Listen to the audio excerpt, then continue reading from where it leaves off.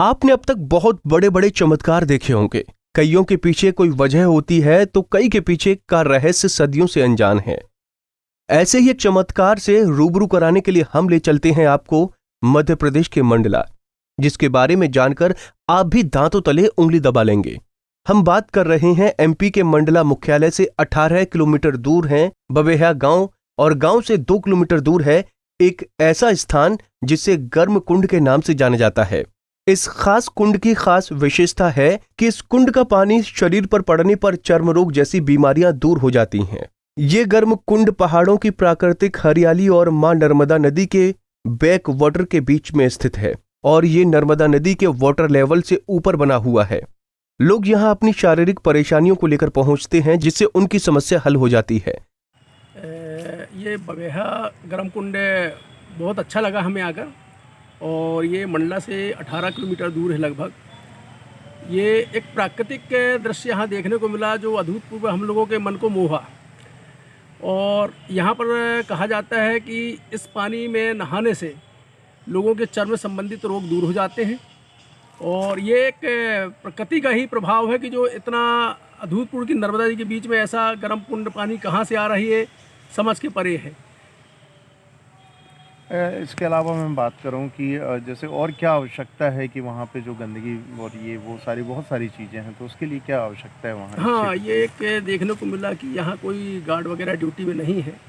अगर महिलाएं आती हैं इस टाइप के स्नान करने के, उनके लिए वस्त्र चेंज करने की जगह नहीं है। और बुजुर्गों के संबंधित अगर ये पर्यटन स्थल इसको बना दिया जाए तो कुछ रहने के लिए भी अगर यहाँ व्यवस्थाएँ हो जाएँ तो बहुत अच्छा होगा। और पर्यटन क्षेत्र अगर घोषित कर दिया जाए तो गवर्नमेंट को भी एक रेवेन्यू जाएगी, और ये मंडला के नाम में एक अद्भुत एक स्मरणीय जोड़ा जाएगा इसको।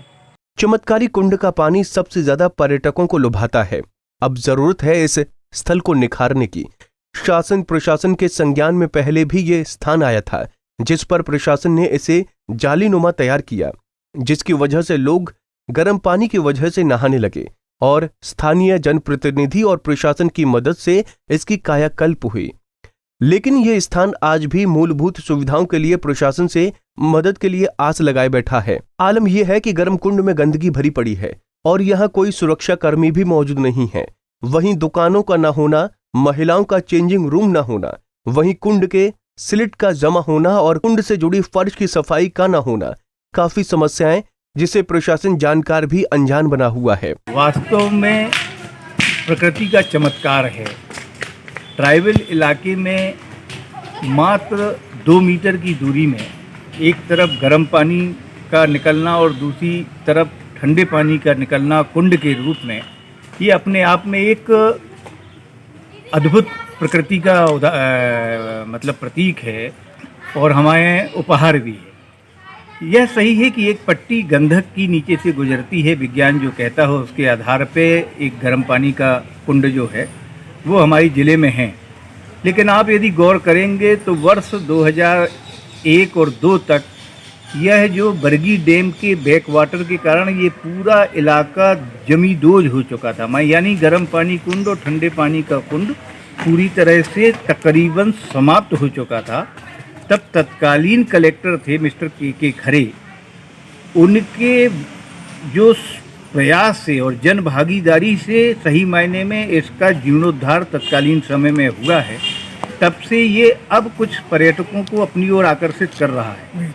लेकिन वहाँ की अप्रोच रोड, वहाँ का जो एक प्राकृतिक सौंदर्य का जो एक मास्टर प्लान प्रशासन को बनाना चाहिए और सत्ता में बैठे लोगों को बनाना चाहिए, वो मास्टर प्लान अभी तक नहीं बना है।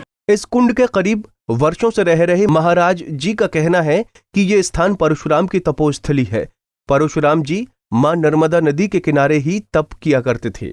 अब देखना होगा मीडिया द्वारा यह मुद्दा उठाए जाने के बाद क्या प्रशासन इस कुंड की साफ सफाई और अन्य सुविधाओं की ओर ध्यान देता है या नहीं। मंडला से अरविंद सोनी की रिपोर्ट।